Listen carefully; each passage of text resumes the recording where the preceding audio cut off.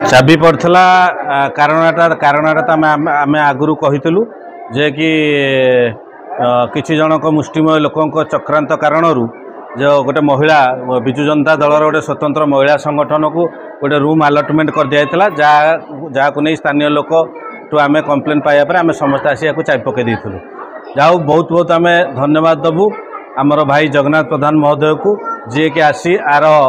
तांकर हस्तक्षेप रे ए बेआईन भाव जहाँ जो रूम टी जहाँ हाथ को टेकी दिया ताकू तुरंत एवं धन्यवाद देवी आपण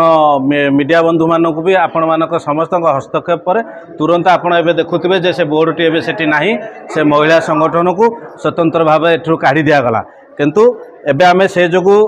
चाबी खोली दउचु किंतु बीएमसी रो विलंबरे हो बरंग तांकर ज्ञान उदय होईची सेति आंशिक धन्यवाद मु देउची किंतु मोर प्रश्न चाबी खोली देले तार गोटे दोषटा धोई हो गला बोली मु केबे कहबिनी चाबी तांकु हैंडओवर करिथिला किए आ चाबी एटा कहा चक्रांतर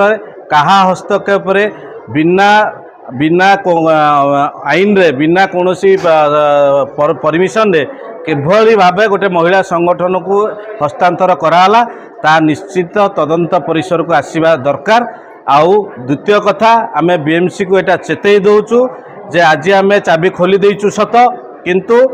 37 वार्ड नंबर 37 रो जे पर्यंत परमानेंट वार्ड ऑफिस है नहीं आमे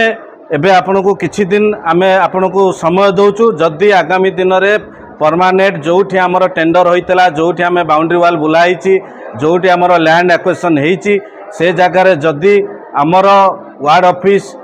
ए किछि दिन भितर न हुए तो एटा गोटे उग्र रूप नब समस्ते आमर स्थानीय बासिंदा आमे पुनर्बार आसी टोटाली कम्युनिटी हॉल को टोटाली आमे ताला पकेबू।